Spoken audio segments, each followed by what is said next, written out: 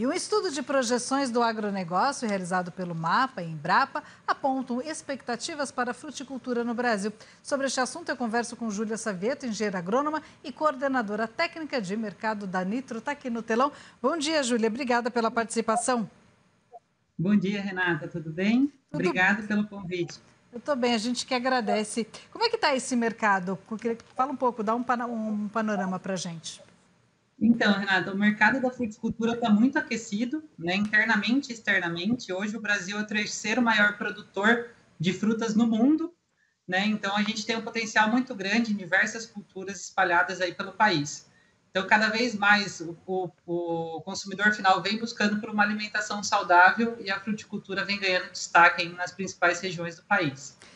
E você viu, eu fiz uma matéria, agora não sei se você conseguiu ver, sobre banana no Vale do Ribeira. Eu tenho feito várias reportagens sobre frutas, principalmente aqui em São Paulo. Isso é sempre super importante, principalmente para a agricultura familiar, porque agrega valor, né? É bom para o consumidor, mas é bom para o agro também, né?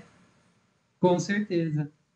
E principalmente o mercado da banana, né, que é a principal cultura consumida pelo brasileiro hoje, e o Vale de São Francisco hoje é referência nacional na produção de banana, com bananas de qualidade, chegando, como os produtores falaram aí na reportagem, com segurança na mão do consumidor final. E você acha que a fruticultura vai seguir esse ritmo bom agora em 2024? Qual que é a perspectiva? As perspectivas são excelentes, né? A gente vem no ranking, né, de terceiro maior produtor do mundo, com 57 milhões de toneladas de frutas produzidas, tanto para o mercado interno, né, 97% da nossa fruta fica dentro do mercado interno e 3% é exportado. Então, as perspectivas são de aumento em área em algumas regiões, em algumas culturas, e em outras, intensificação. Então, a gente produzir mais na mesma área, agregando com parte de insumos, parte de nutrição, para trazer uma fruta com maior volume produzido e também com maior qualidade. Então, principalmente frutas como manga, uva, melão, tem um grande potencial, a banana também tem um grande potencial de crescimento em área e também crescimento em produtividade por área produzida. Agora, como é que o produtor pode trabalhar isso, né? Quais são as dicas, quais são os pontos que te chamam a atenção que podem ser melhorados?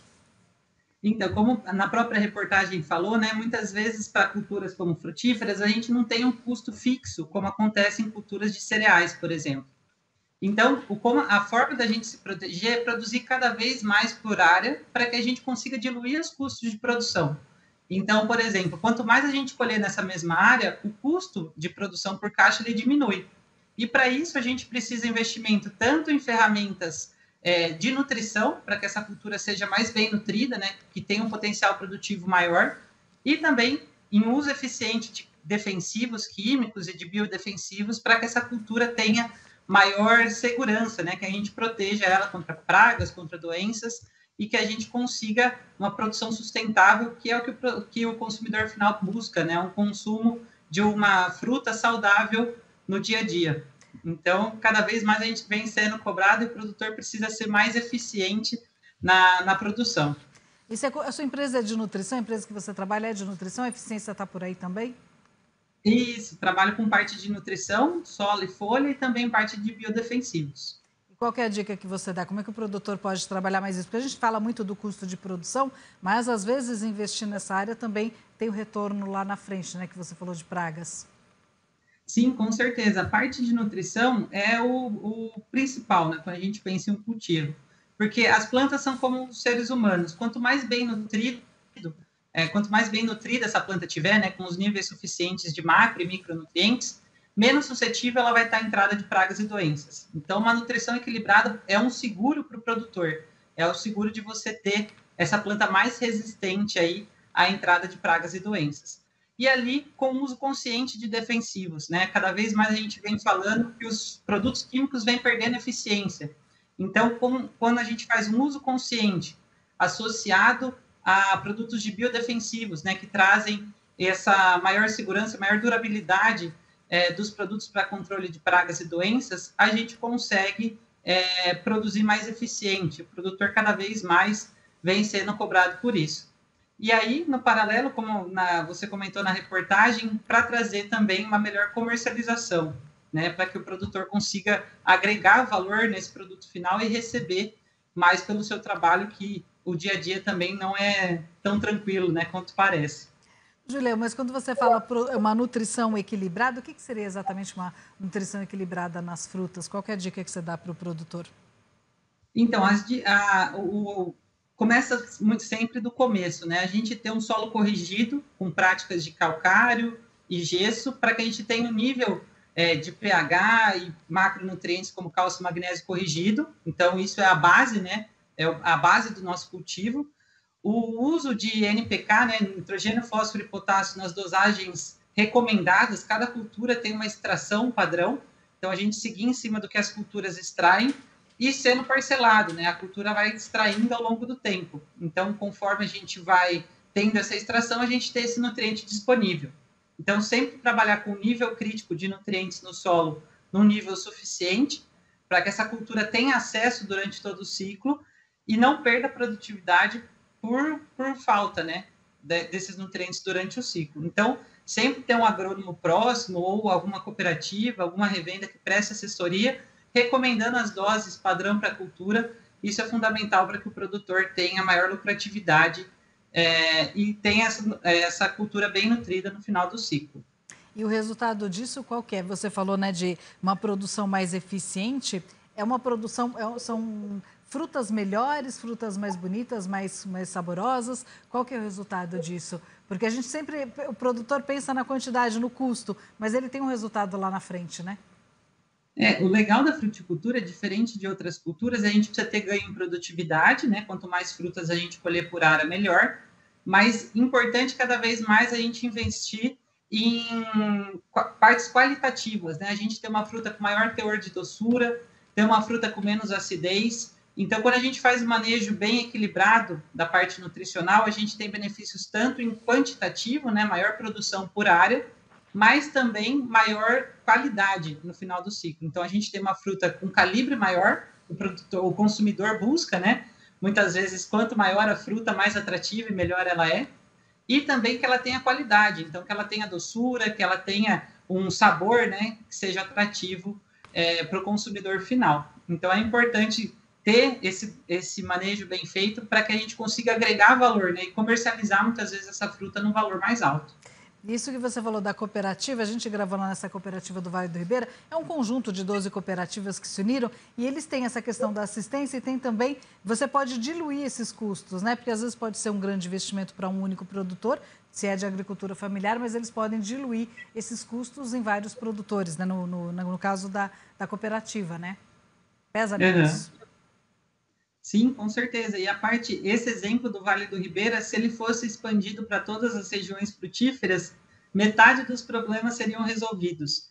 Porque quando o produtor se une, né, tanto para comprar insumos, quanto para receber assistência técnica, para comercializar esse produto final, ele tem muito mais força. Então, ele consegue um valor maior, né, como na reportagem falou, você consegue sobrar mais dinheiro para o produtor, que quem está no dia a dia do campo, que é um dia a dia intenso e que são vários percalços, né? Cada vez é uma intempérie climática ou de doenças diferentes. Então, ele tem que ser cada vez mais reconhecido. E a cooperativa traz esse benefício, porque a união, né? Eles conseguem muito mais relevância para a comercialização, porque o volume é maior, e também eles conseguem disseminar conhecimento, que é hoje o diferencial no campo, né? Quanto mais conhecimento a gente tiver atrelado ao cultivo, mais a gente vai conseguir traduzir esse conhecimento em produtividade final. Então, é uma iniciativa fantástica que, se expandida para outras regiões do país, vai trazer muito, muito benefício mesmo para os produtores. Pela sua experiência, o principal entrave da fruticultura hoje são as pragas? Hoje, são vários, né, na verdade, mas pensando no cultivo em si, são pragas e doenças, que cada vez vem sendo mais intensificado, então, cada vez essas culturas por intensidade de cultivo, a gente tem elas suscetíveis à entrada dessas pragas e doenças. Mas, além dos problemas do campo, né, a gente tem hoje um problema muito sério quanto à mão de obra, né, que são culturas manuais, praticamente, todas elas não têm nenhuma parte de mecanização para colheita e para tratos, na sua grande maioria, e comercialização. Mas, quando a gente pensa na parte do campo, a parte de defensivos é a parte que mais pega, né? A parte que mais tem que ter atenção, porque senão as perdas são muito altas. Todas as reportagens, as últimas reportagens que eu gravei sobre frutas, os produtores me relataram isso. Não necessariamente eu coloquei nas reportagens, porque às vezes o foco era outro, mas todos me relataram. Eu gravei com um produtor de goiaba, em que ele colocou sozinho, em 700 pés, aqueles saquinhos para proteger a goiaba, porque ele disse que ele não consegue funcionário com técnica, com especialização para ajudá-lo ali na lavoura. E o seu Edivaldo também relatou a dificuldade de conseguir mão de obra, mas no caso do Vila Ribeira é um pouco diferente, porque a cultura mudou um pouco ali na região, né? Mas todos têm relatado isso. E a mão de obra especializada também dificulta, né? Porque se você não sabe mexer com a cultura, você não dá continuidade, né? Fica somente o produtor ali, né? Com certeza, e cada vez mais, ou está migrando esse mercado de fruticultura na mão de grandes produtores, né, que aí eles têm área e extensão, ou então voltando cada vez mais para a fruticultura familiar. Então, a família, o pai, os filhos, que estão ali na sucessão familiar, continuam tocando a lavoura. Porque, como eu comentei contigo, Renata, cada vez mais a gente tem que ter conhecimento, porque as pragas mudam, os anos mudam, né, como esse último ano a gente teve uma série de épocas com altas temperaturas, que para a fruticultura causa vários impactos, né, no dia a dia. Então, você tem perda de frutos, você perde qualidade de casca, perde calibre. Então, cada vez mais o produtor tem que ser técnico, e cada vez mais ele precisa ser especializado. E cada vez a mão de obra está migrando mais para outros mercados, né, como indústrias, enfim, vai reduzindo bastante. Então, a gente tem que buscar, né, alternativas para facilitar o dia a dia. Então, mecanização agrícola, os drones estão ganhando muito espaço, né, por facilidade de aplicação, mas a mão de obra é o principal entrave aí de norte a sul do país. Que você começar com um produtor de frutas é a principal reclamação que você vai ouvir aí no dia a dia.